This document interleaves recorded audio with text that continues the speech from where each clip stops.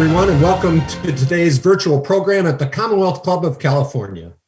I'm Duff Sunheim, member of the Leadership Council of California Forward, past chairman of the California Republican Party, and your moderator for today's program.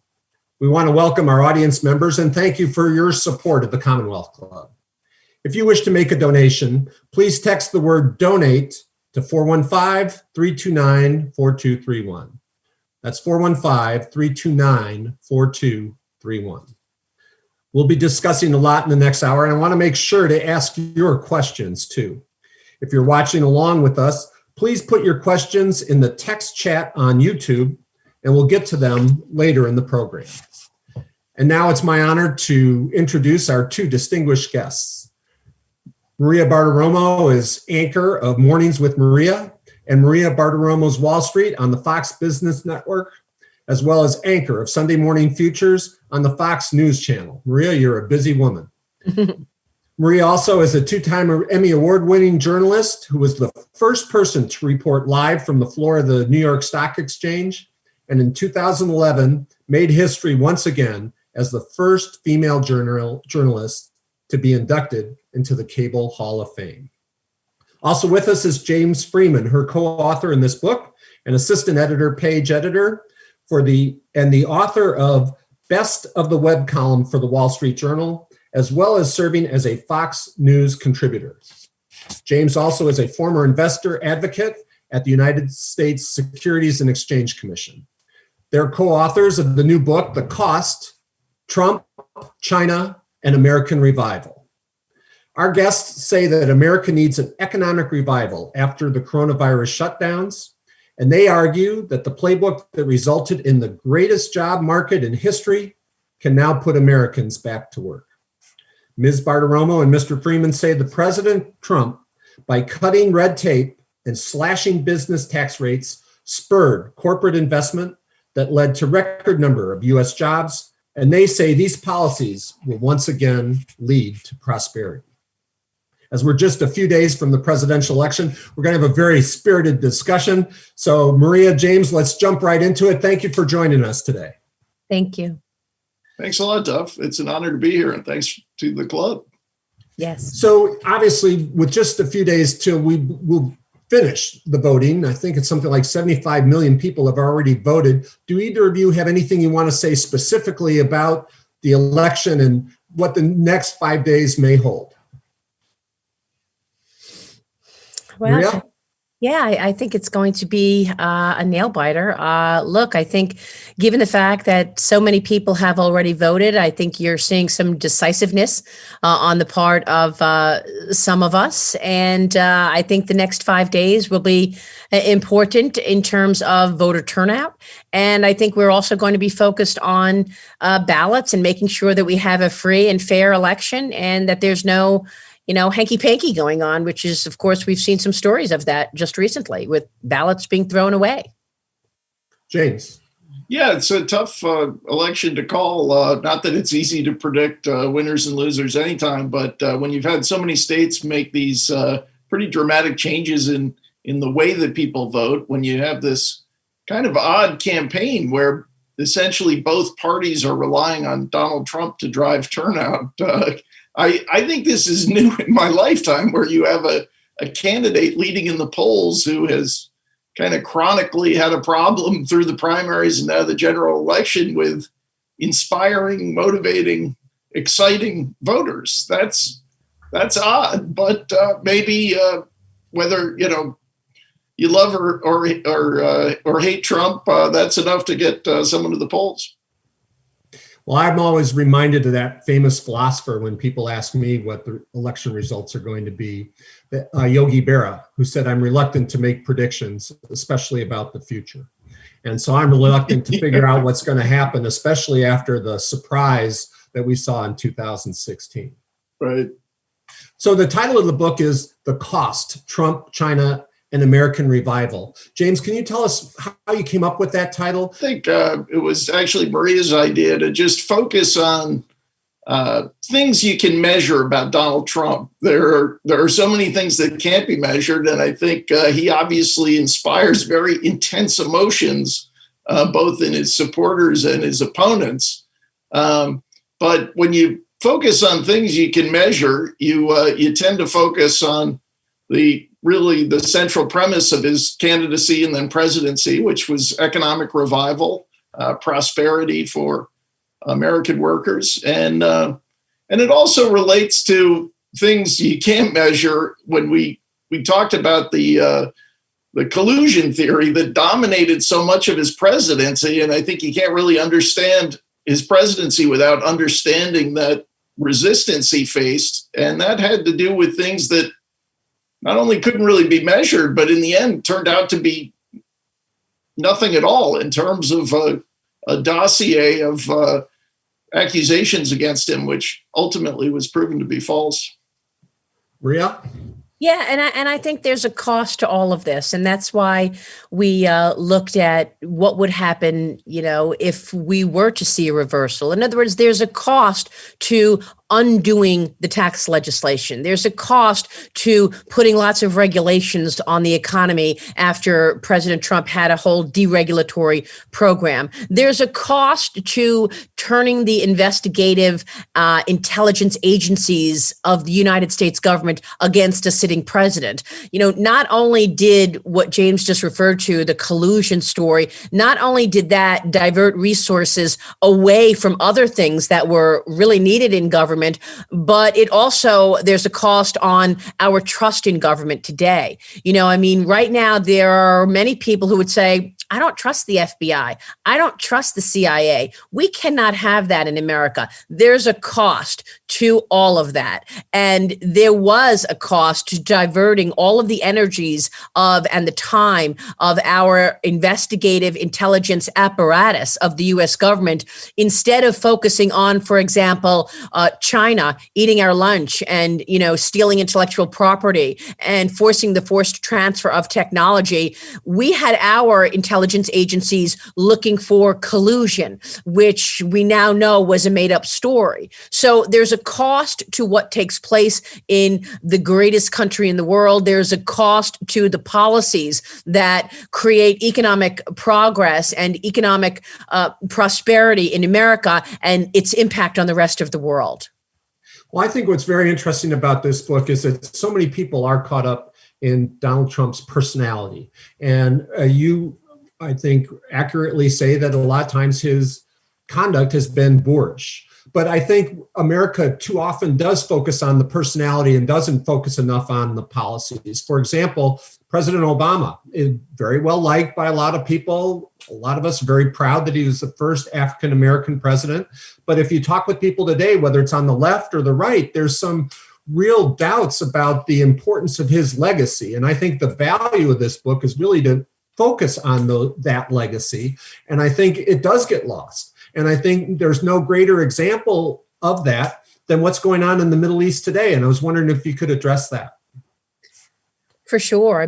President Trump made it a priority to try to create peace among nations in the Middle East. This is a priority that he has had. He's used relationships and charm offenses and constant negotiations to go to the Middle East, talk with allies to try to normalize relations. And the fact that you're seeing the United Arab Emirates say that they will normalize relations with Israel, and then Bahrain, and now the latest Sudan, is an incredible story. The first time we're ever hearing such a thing in decades. And I think that this is something that gets underestimated because the media constantly talks about his personality. And if it were just a little that, I don't love the tweeting, or, his personality is not my cup of tea, it might be okay. But the media has gone to such extremes to really ignore any successes that this president has had and just focus on these,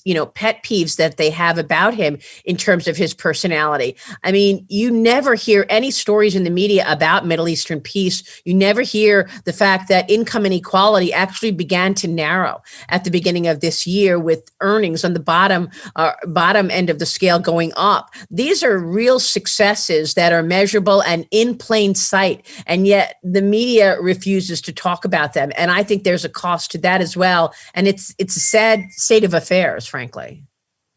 Great. Yeah, I think the Middle Eastern experience is a great example of this kind of, I guess informally, call it the style versus substance question, where with Barack Obama, you have what I think we would all say was a very statesman-like presentation, very much applauded by the experts around the world, the international diplomatic community, the press. It had the look and feel of serious business as he did his agreement with the Iranians. Well, beneath the surface, it ended up being lots of cash sent over to the mullahs, who then did not stop their funding of terror in the region. You look at Donald Trump, okay, the style is unconventional. Maybe a lot of people didn't expect much. And here we have an amazing turn of events with countries that for decades have been hostile to Israel now coming to an agreement. And I think if the political science professoriate didn't hate Donald Trump, they would probably be marveling right now at how he somehow managed to create leverage almost out of nothing by this sort of threat of annexation, which I'm not sure Israel was actually had any intention of doing, but it was enough to persuade or allow these Arab leaders to seize the moment and opt for peace and commercial partnership. And it's stunning to me that these sort of game-changing agreements in the Middle East are footnotes, while, as Maria said, we'll probably hear on the news tonight about some offhand comment or a tweet that will be forgotten in a week, but is treated at the moment with great significance. And that's Nobel Prize worthy. It really is. Yeah. It really is something that so many presidents have failed in the past, Maria. I think that's exactly right. As we're having this discussion, listeners are submitting questions, which I'm going to try to include in the discussion. And there's been a lot of interest in this Mideast issue that we're discussing. And some of our listeners are asking, what do you think the implications are for economic policies and opportunities going forward that this deal allows? Do you have any insight on that, either James or Maria? Well, just as a threshold question, the upside is enormous. War and conflict is costly and destructive and does not enable economic growth. And here we have this suddenly new opportunities all over that region. I think the sky's the limit. And this is one of those issues, and really happened. We should say this is not covered in the book because it happened afterward, but I think it's similar to what we cover in the book, where there is a sort of a surface level treatment of Donald Trump as a sort of buffoon, and then you look below at the substantive achievements, and they're remarkable. Maria was talking about the job market. According to the government's JOLTS report, this is a regular report it puts out on job openings, really the best job market ever, as long as the government has been keeping these statistics in terms of number of openings. We actually ended up several times in the Trump era setting records and having that number be higher than the number of unemployed people, which was new in the United States. So it's exciting. The economic opportunities in the Middle East, I think, are boundless. And I think that, peace begets peace because of economic growth. So when you have people feeling better and feeling more secure and seeing potential for economic growth and potential for prosperity for their own family, that creates peace. And wouldn't it be nice to see the United States create an allied group of countries that are actually together saying, we will not accept terrorism. We will not accept war and disruption. I mean, this is how these things start, by seeing alliances the way you're seeing. He's also done that against China's bad behavior. He has absolutely won the argument for, pushback against theft, against human rights abuses, against spying on other countries. 30 countries at this point have now banned Huawei and ZTE. President Trump led that in terms of creating an alliance against bad behavior. And I think that's what ultimately partnerships within the Middle East will also do, creating an alliance against bad behavior and terrorists. Well, it's really interesting. We're also getting a lot of questions. Our listeners are very interested in foreign policy, clearly, because I'm getting a lot of questions about China as well. Maria, you just touched on some of the things that he's done in the past, and you discuss at great length how we got to this position. What is your view and James's view as to what we should be doing going forward in the next 4 to 10 years in terms of our relationship with China in general and also specifically economically? I think it has now become well understood that China has broken promises and broken the rules on a global scale.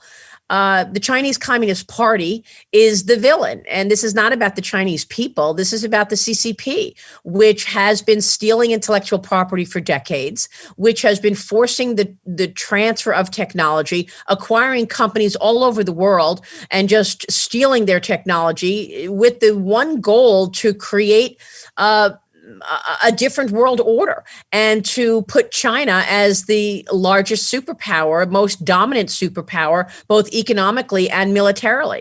And when you start to think that out and you recognize that you're talking about a communist country that wants to rule the world, that wants to be the number one superpower, unseating the United States in that regard, they are not doing it through innovation or hard work. They're doing it through theft.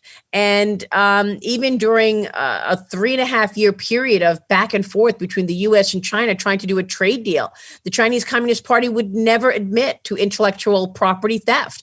Meanwhile, we've spoken with many CEOs that have actually put a number on it. In the book, we talked to Steve Ballmer, the former CEO of Microsoft, who said that it's $10 billion a year that should be Microsoft profits. And instead, it's going to the Communist Party because 90% of the companies in China are using the Microsoft operating system, but only 1% are paying for it. We have another great story about Motorola in the book, whereas one employee who was working at Motorola for a decade was actually stopped at the airport. She had a one-way ticket out of the US to China, and she was caught holding all of these trade secrets and directions for patents that Motorola had. This has been going on for decades, and because the US leadership has wanted to open up access to China, that we've wanted to have a partnership with China, the two largest economies, under the expectation that maybe China would change and see democracy and say, well, maybe we will move to the middle. We want to open up the economy so that we can have a fairer relationship. That has not happened. That it's actually gone the opposite way, where the Chinese Communist Party has become even more inward and even darker. And as a result, the president has put consequences in place, sanctions and tariffs in place for China's bad behavior. They've used this coronavirus as an opportunity to invade other countries, invading India, killing 20 soldiers there, militarizing the South China Sea, moving into Hong Kong with new laws and regulations, breaking even more promises. So I think at this point, it's become much more well known in terms of the Chinese Communist Party's goals, how it wants to unseat America. And I think that President Trump has been the first president, certainly that I've ever seen or learned about, that has actually put consequences in place, pushed back on China and saying, no, we're not going to allow the CCP to spy on Americans, steal our technology and unseat us as the number one superpower in the world. Yeah, we talk in the book. We understand that the tariff tool has costs. There's no question about that.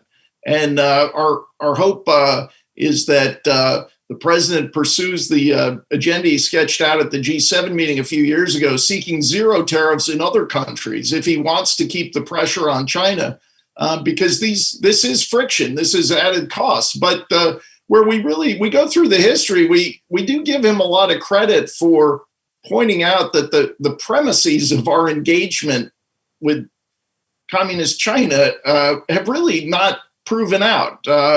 For many, many years, the United States has been welcoming China into our trading system, our capital markets, et cetera, on the premise that they are reforming. And And this, you go back to the first Bush administration after Tiananmen Square. Why was there not a more aggressive response from the United States? It was because of George H.W. Bush's belief that that democracy was rising there, and we didn't want to disrupt what seemed to be a very hopeful moment. I think that's a fair characterization of his views. But now, more than 3 decades later, I think you have to say they're not reforming. It is not a democracy. It's actually crushing democracy in Hong Kong as we speak.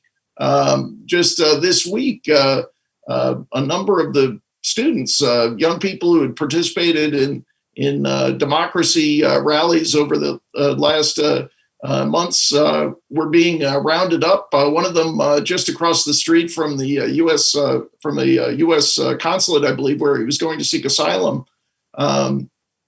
So it's I think it's been a healthy role for the president to make even. It's funny. I think people think of him as having a populist view versus global elitists, but I have to tell you that a lot of global elitists I talk to think he deserves credit for bringing honesty to this discussion. And whether it's financiers that we talk to in New York or tech CEOs in Silicon Valley, I think a lot of them will speak very favorably of doing business in China on the record. And then off the record, they will tell you about the intellectual property theft and these other issues. Now, I think we can all debate what is the right response. What is the tariff tool going to work? Is that the right way to go? Or are there other tools that are better? But I think recognizing the problem, which had been largely ignored for a very long time. Maria writes in the book about how when she was anchoring business coverage for years at CNBC, it was the story was all about you got to be in China, you got to tap into this enormous growth potential, and as if there was no downside. That was sort of the attitude, I think, of a lot of companies, and even now, obviously, it's an enormous market. It's the world's largest car market now. It's big in so many big categories, but I think we do have to recognize that the reforms that all of this economic engagement were premised on have not actually occurred. Right. And I think the Trump administration sees the corporate sector as not catching up to where we are on national security. I mean, if we quote Bill Barr, the AG in the book, as saying, China does not want to trade with your companies. They want to raid your companies. And that was a quote that he gave in a speech this summer, basically saying that this is the norm and this is how they operate. And so I think right now, many companies still are looking at China as that growth story that James referred to, that they want to sell widgets to 1.5 billion people. But the Trump administration is trying to communicate there are serious national security issues around this, and put the 1.5 billion potential customer base aside for a minute and think about the national security concerns around America. And that's what the Trump administration is trying to communicate. They see the corporate sector as the last mountain to climb to communicate that message. Well, and what's frustrating, not only that, but there seems to be a moral compromise that's being made by these American companies, and they're willing to do things in China in terms of disclosure and cooperation with the government that they would never agree to here in the United States. And that, to many of us, is extremely disappointing. You're right.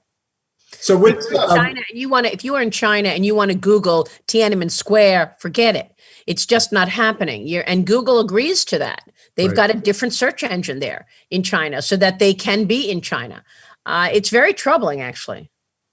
One of the things, I want to continue this trip around the world. We'll get back home, but James brought up something I think is very important. You mentioned George H.W. Bush and how he talked about that we had this optimistic view of China, and that's led to a lot of the problems. I think another area of the world where there's this feeling that we were extremely optimistic and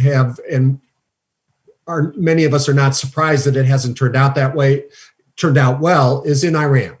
So do you have any thoughts on that? And given what's going on with the peace talks elsewhere in the Middle East, where do you see things going with our relationship with Iran and our position in the Middle East in the years ahead?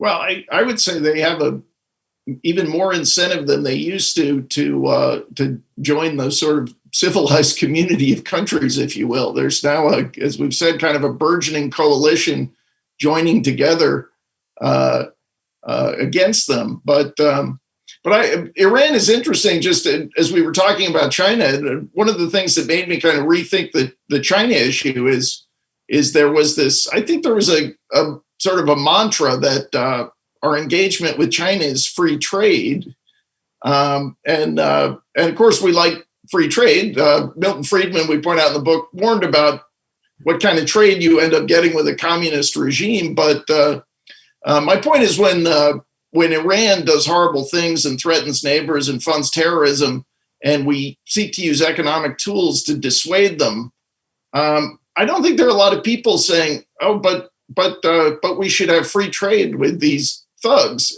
Whereas, I think for a long time it was seen as out of bounds to say that maybe we ought to think about how do we use economic encouragement to get China back on the reform path that they're not on, and that we hope they would be. But as far as Iran goes, I do think these new agreements create pressure on them to reform, and I think the opportunity is there for them to have a beautiful commercial relationship with the U.S. I think that's what the president would say. I think he's ready if they want to seize that moment.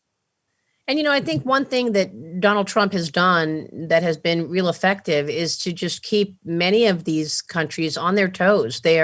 He's very, it's an unexpected situation. We opened the book with a story of the first, well, it was actually the second meeting. The first meeting that he had in terms of an overseas welcome was with the Prime Minister of Australia. But 3 months into his term, in April of 2017, Donald Trump hosted Xi Jinping at Mar-a-Lago and, sort of rolled the red carpet out and had this beautiful dinner. And, he did an interview with me and he told me about dessert, and they were having chocolate cake, and there was the most beautiful chocolate cake you've ever seen, and in the middle of serving him chocolate cake, President Trump delivered this stunning message to Xi Jinping and said, by the way, let me explain something to you. I want you to know that we just fired 59 missiles to Syria because they used a chemical attack on their people. And President Trump goes through that story with us and talks to us about how, then he asked the interpreter to repeat it, and I didn't think that was a good idea. And it's a good window into Trump's approach on things, because while, people say, well, he's crazy. I mean, he's crazy like a fox, because he leaves this notion of you don't know what's going to happen next. You don't know what he's going to do next. And I think that has also resonated with the Iranian leadership, that you don't know what he's going to do next. And he's not afraid to host Xi Jinping at his luxurious resort and drop the news that he just launched 59 rockets and strikes in Syria, which is obviously an ally of China. And that unexpectedness has actually served him well and served the country well. My friends say that I can take any event and turn it into a sports story. And my son used to coach for Jim Harbaugh. And what Jordan found very interesting is that he never knew from one day to the next what was going to with Jim Harbaugh at the head. And while that may be somewhat disconcerting to those that work under Jim Harbaugh, when you're out on the football field on Saturday and you're the opposition and you have no idea what Jim Harbaugh is going to do, it can be real ass. So while I think some people focus on the internal machinations that go on within the Trump administration, there can be a real benefit of having that unpredictable personality. Do you have anything you want to add to that? Well, I guess I would add that, we can't predict the future, but President Trump, related to Iran and perhaps being unpredictable, did the world an enormous service getting rid of Soleimani, who was basically the Middle East chief organizer and sponsor of terror. So I think there were some at the time who thought this would immediately cause a conflagration in the region. And so far, it looks like it had the intended effect. Right. When I was growing up, the word allies was very important to me. And, you studied about World War II and how important it was that we were able to develop such an incredible alliance around the world, which even included Russia, who we obviously had grave concerns about.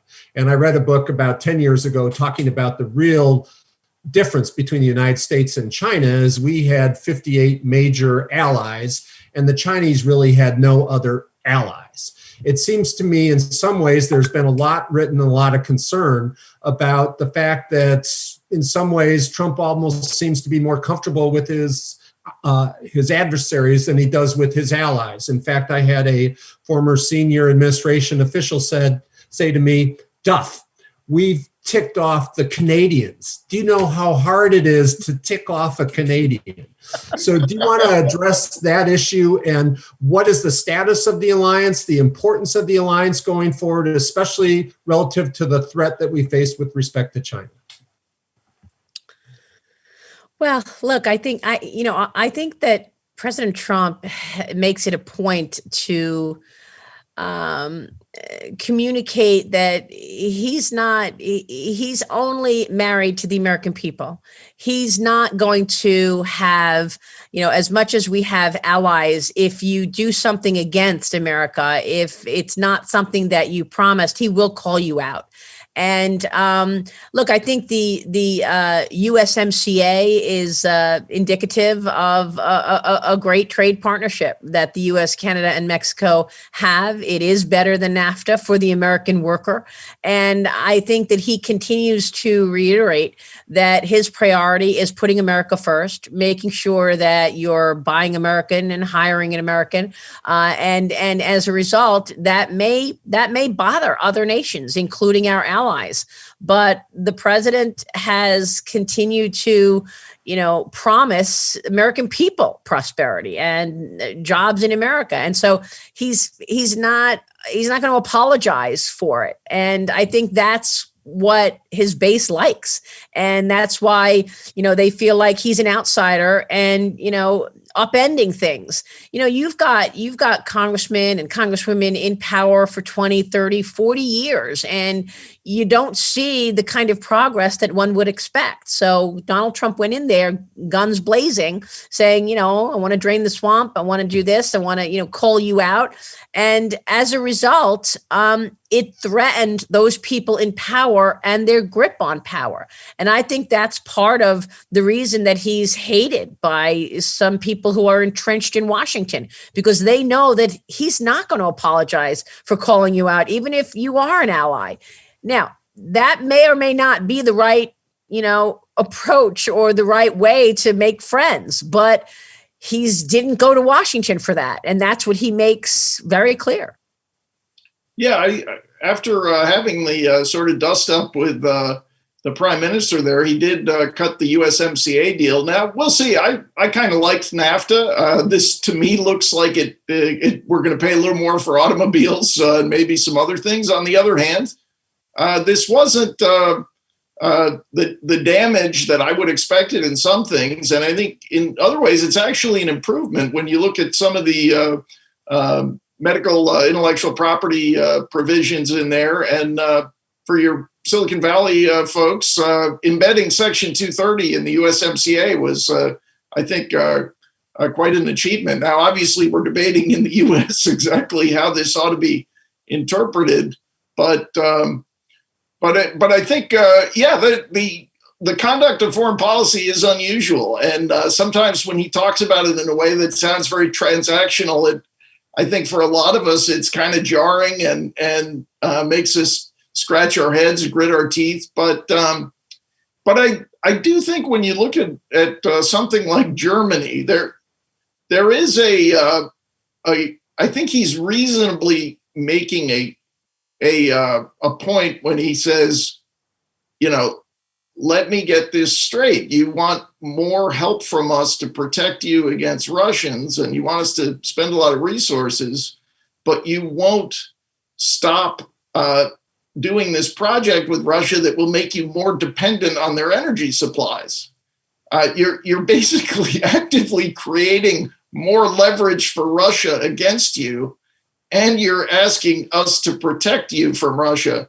So I get the point he's making there, and again, while the language, the approach, it's often unconventional, maybe not something that a lot of us would do. I think in some ways, bringing a new perspective is helpful.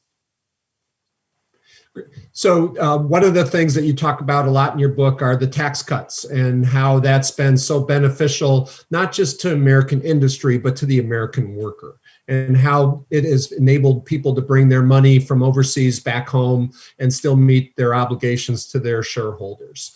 Can you talk a little bit about that, what its impact has been? And also, Republicans historically have been fiscally responsible. And there was no offset, right, for those tax cuts, no offsets in the programs. Now there's been the huge expenditures with respect to COVID. We were just talking a lot about China. China has a lot of goals, but one of them is to be the international currency. And a lot of our power is due to the fact that the US dollar is the international currency. And from my perspective, it would seem that large deficits would decrease the value of our currency international. Can you talk about the benefits of the tax cuts and the risks that we run by not paying for those, by reduced services, and or the deficits that we're running up? Yeah, I think there's a lot of research, including done by people who ended up being economists for the Trump White House, showing that workers end up paying the corporate tax bill. And this is the result of a lot of research in a lot of countries all over the world. You raise the corporate income tax, you get lower wages for workers. It's the academic argument is not whether this occurs, it's how much. Is it the full brunt or just part of it that ends up being borne by the worker when you add a higher tax bill on a business? So I think that was among the great Trump achievements, really a game changer to bring the industrialized world's highest corporate income tax rate down to a competitive level. As far as there was a lot in the question, I agree with you on the debt and spending. That's one of the concerns I have about coronavirus, and I think why some politicians are more open to lockdowns and all of the costs those generate is that as bad as it's been financially, we really haven't been presented with most of the bill yet. Our taxes have not gone up. The Federal Reserve has printed $3 trillion. I worry about the dollar as well. We do talk in the book about that, and that's why we're hoping that since the president has nominated rock star Judy Shelton to be on the Federal Reserve Board, that the Senate will go ahead and confirm her. She is the hard money independent thinker that institution needs, and they're going to have a challenge in the years ahead after really expanding their balance sheet to make sure that the dollar remains sound, and that's really just a foundational job of government, is not to destroy your currency. It's a really important point, and I think the future is looking increasingly like, somebody will win the digital dollar story. And so that's something that I would like to see the administration come out with a plan or, a structure to deal with what we're talking about. In the meantime, I do think that the tax cuts really did move the needle on economic growth. You're right about both sides. Spending restraint has gone out the window. And so far, the markets haven't really, gotten impacted by this, but with interest rates at different levels, they will. And that could cause a real disruption that could spiral out of control. So I do think that in the next 4 years, should Trump get a second term, he is going to have to think about how to rein in spending. And he is going to have to communicate a plan to cut the debt and deficits. Now, if you look at both plans, Trump versus Biden, even though President Trump is is promising another tax cut in a potential second term. He wants to cut the middle class taxes, and Joe Biden wants to raise taxes by $4.3 trillion. Even though you're seeing revenue raise on Joe Biden's side, he's actually also promised so many expensive programs that the Committee for a Responsible Budget says that his programs are actually going to add to the debt and deficits more so than Donald Trump's programs would, because of all of the spending. So there's no end to the spending over the near term. I would expect in a second term, President Trump would have a lot more discipline. And I expect that he will come out with a plan to save Social Security as well. And it will mean, things like lower retirement age and the people longer term getting less than the structure is in place right now. I think that he will do that. He's not going to talk about that during an election year, of course, but I do think that's a priority of his. A number of people have asked, they appreciate what you're saying about what he's done during the first term and the contributions that he's made. But what do you think is the biggest shortcoming or biggest mistake that he's made in the first term that you would like to see a completely different policy in the second term if he's reelected? I'd like to see President Trump attempt to bring us together. I think that's one thing that is a mistake. I mean, the president has his way of doing things, and that includes he won't say, I'm sorry. He won't say, oh, I made a mistake.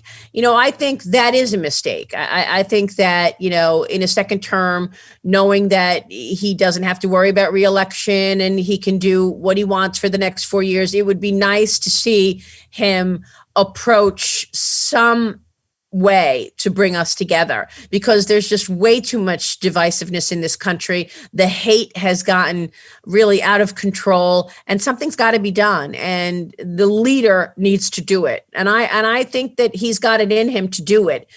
Even though he faces incredible resistance, and he's right about that. The media has never given him a break. Inside government has never given him a break. And it's partly because he went there promising to drain the swamp and call you out in whatever was underperforming. But let's not forget, he was only in the job a couple of months, and Nancy Pelosi was asking the FBI to investigate him. 3 years in, Nancy Pelosi sat there in the State of the Union, ripped up his State of the Union speech. Something has got to be done to bring us together. And I think that's something that he's going to have to deal with. James? Yeah, I think the spending is the big failing. This is, we say in the book, this is one area in which he's unfortunately an utterly conventional politician. He's very unconventional in many ways, but sadly, he is just like the members of the House and Senate of both parties and his predecessors who failed to enact spending restraint. As Maria suggested, I don't think that would be a reason to vote against him, because his opponent is offering or promising to spend much more. But I think at some point the U.S. does face a reckoning. This just World War II levels of deficits and debt, and it will have to be addressed. I think we've really benefited, and it's wonderful how much faith the world has in the U.S. dollar, as you said. But taking that for granted, I think, is extremely dangerous. And so, both in terms of the Fed and the fiscal side, I think that is the reform that has to come in the next term. We're getting a lot of questions on the area of the president's conduct. I remember when Clinton and the Monica Lewinsky scandal came out, and I had young children. I was just, what do I do, right? Do I turn off the TV? I tell my kids to watch the news, and now I'm telling them not to watch the news because, it's the type of behavior that I don't want my children to be emulating. As my wife now says, our children are so old, we need to start lying about their ages. Right? For those who are in a different situation, and James, based on the background there, it appears you're at the stage where your children are at a young age. Very young, yeah. Okay, well, yeah, right. Yeah, you'd say that even if it wasn't the case.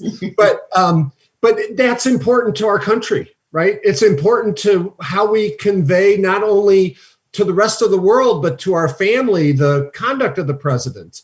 And to what extent, A, is that in and of itself something that should be unacceptable and he should be called out on more? And B, how much of it does it blot out all the positive things that we've been talking about for the last 45 minutes? Yeah, I mean, I was watching those Republican candidate debates during the 2016 primaries and was not impressed with the behavior. I think I was on Maria's network, maybe on her show several times, saying this guy is not going to become president, and he did. I guess over time, I've come to the conclusion, one, that it's perhaps unreasonable to expect people to change all that much after the age of 70, for example. But I think it's part of who he is, and I guess we go through in the book that we knew the weirdness with the comments in the Twitter that was going to come with his presidency. What's really kind of stunning is how successful he's been, and the achievements in terms of prosperity, liberty, rule of law. We were talking about this amazing group of justices and judges that he has seated, people with not only impeccable credentials, but a firm commitment to interpret the law as written, not as they would like it to be. This is a huge legacy for years, and I think it's going to last well beyond what anyone remembers of his particular comments here and there. And I have wondered at times if these rough edges with him are part of his success, that I think there are certain moments where he is, because he is comfortable not joining the Washington consensus, he has done some remarkable things, both in terms of the game-changing reform on U.S. competitiveness with taxes and regulations, and with the appointments. I have to say, as someone who really treasures constitutional governance, I think Amy Coney Barrett is an amazing addition to the court, and I don't think a generic Republican president would have had the wisdom and courage to put her on the court. I want to get back to that court issue, but Maria, I wanted to back up just a little bit of that question more generally and see if you had anything to add. Yeah, look, I understand people who would get turned off by President Trump's rhetoric. I totally get that. But you know what? That's not why he went to Washington. He went to Washington to upend the system. He went to Washington to, drain the swamp and ensure that the American people were having the opportunities and the jobs that they want. I think that there is something called personal responsibility. And you know what? Learning certain things starts at home. And yes, we all want a perfect person to be representing us that dots all the I's and crosses the T's perfectly the way we want it. But sometimes when you have a perfect politician that says all the right things and does it with the allure of dignity and elegance, they actually don't follow through and they actually don't get it done. So I think people need to make a choice, and it's you may not be able to get the perfect person that looks great on paper and that also, fits your perfect analogy or representation of who you want representing you. But President Trump has actually walk the walk and talk the talk. He's actually come out with the policies that move the needle on American families and move the needle on American lives and business and job creation. So you have to think about, what is your priority? Is your priority to have someone who looks perfect and speaks perfect and never has a bad word? Or is it someone that you want to actually move the needle on your life and your family's opportunities? You can say, I want both, but in life, we don't get everything that we want. This is not the reason that he went to Washington, to be, perfect and polite to everyone. He actually went to do just the opposite, to not be polite and to call you out when you're not doing your job, and to make sure to remind you that, guess what? You're supposed to be representing American lives and American families. And so I'm not bothered by it. Well, of course you're not. You're from New York. Correct. I grew up in I'm Brooklyn. joking. And you know what? A lot of my friends have an edge. I'm not bothered by it. No, I meant that, sincerely too. I mean, as well as jokingly, but there is that type of mentality, right? And that's one of the reasons that New York has been so successful is there is that, we're going to do it, we're going to get it done. And I think that's one of the reasons that we're the great country that we are today. Well, that doesn't mean that we can't have rules at home, and that doesn't mean that we shouldn't have our rules of the road for our family and at home. To say, you see what he just said, that's not what I want you to say, and that's not what you should be saying. Right.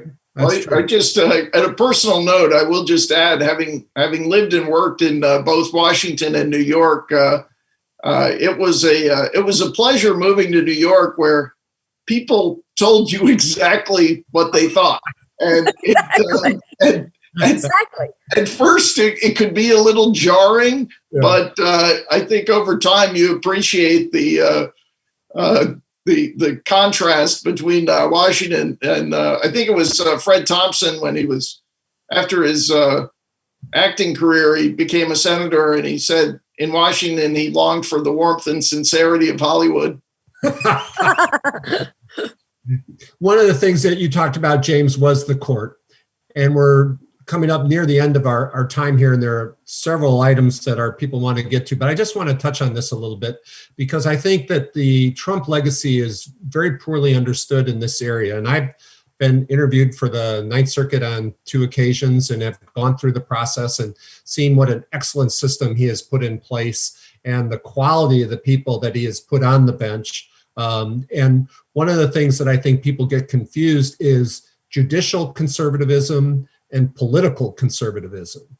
And judicial conservatism is the documents mean something. The laws that the legislature pass mean something. The power that's given to the president means something.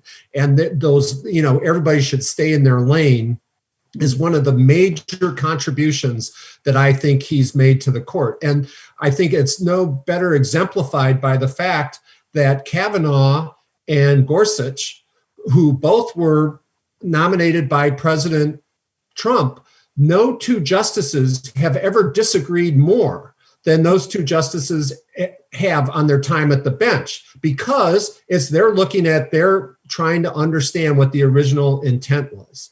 At the same time, there's been some concern about the manner in which the justices have been put on the court. So can you the 2 of you, weigh the balance of the clear quality of the people that he's put on the bench versus some of the perception by some of the procedures that he's followed to get them on the bench? Yeah, I'm glad you asked that, because obviously so much of the coverage of Amy Coney Barrett in the press has been just completely nasty and irresponsible, and painting her as some sort of religious kook. And I think for people on the left, if they're at all concerned, they should be very much reassured by her originalist and textualist philosophy, which means if beloved laws passed by Democrats, enacted by Democrats, come before her, she will honor what is written, not what she would like it to say, not what she wishes it said. She is going to interpret it as written. And this is very much in the Scalia tradition. And you see what an enormous impact he's had. And it was a positive impact to say that politicians can intend what they will, but it's the law they enact that binds us.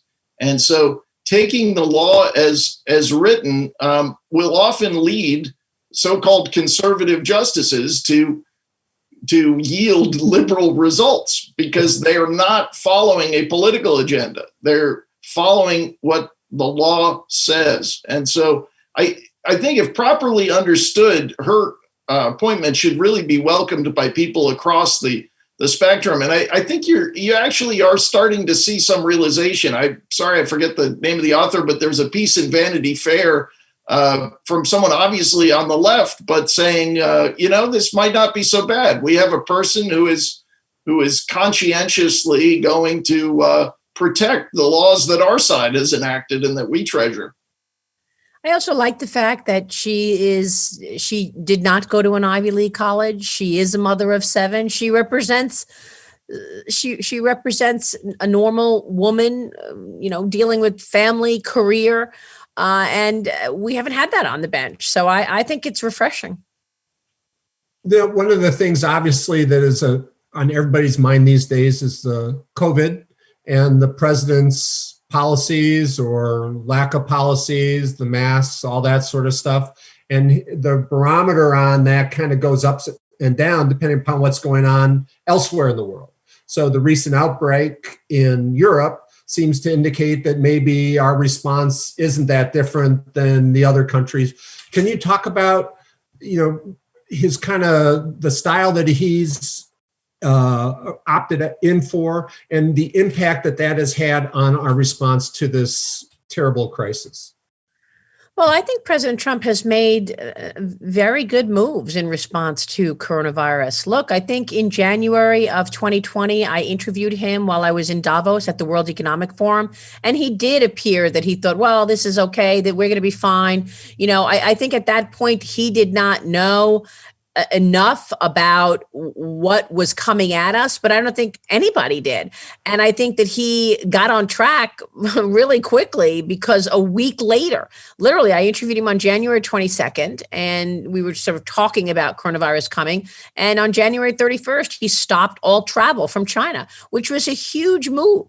And I remember when he stopped all travel from China, I'm thinking, wow, well, that's aggressive. I mean, it was an aggressive move. And let's not forget what many of his critics were doing at that time. They were impeaching him. They were in the middle of an impeachment trial, which started, I think, January 16th or so and finished February 5th.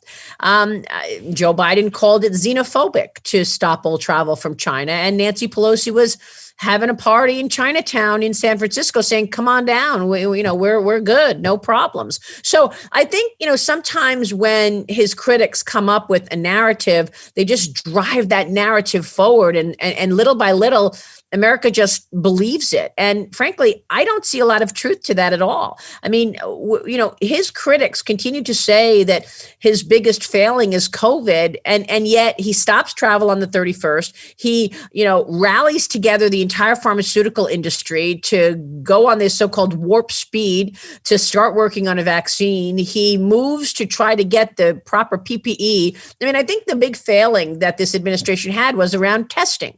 There was a major problem with testing initially. That was the CDC, and they were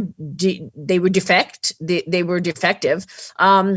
And so that is a fair argument, and also a fair point, and also the point when we first really didn't know much about it, he too was like, well, okay, I think he didn't recognize it to be as significant as it was to come, but overall, I think he made very good moves in response. And I am really struck by the fact that even though we know that this virus originated in Wuhan, China, and the Chinese Communist Party downplayed it, cornered the market for PPE, and lied about it, and exported it all over the world with no warning, his critics have not said at all, we're disavowing China, or we, recognize that China did this.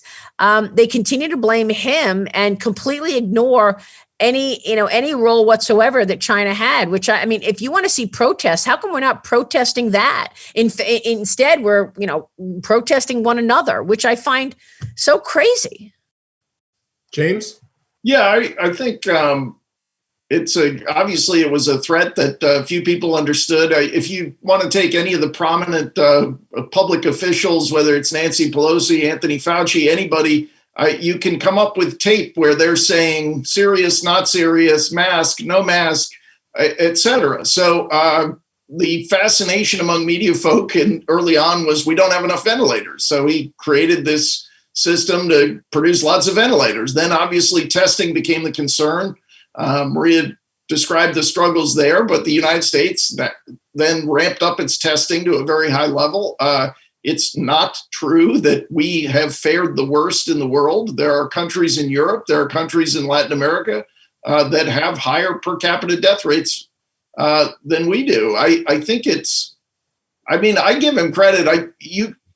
you could blame him at times for the messaging, the communication, but I credit him for being one of the few public officials who had the courage to say this cure cannot be worse than the disease.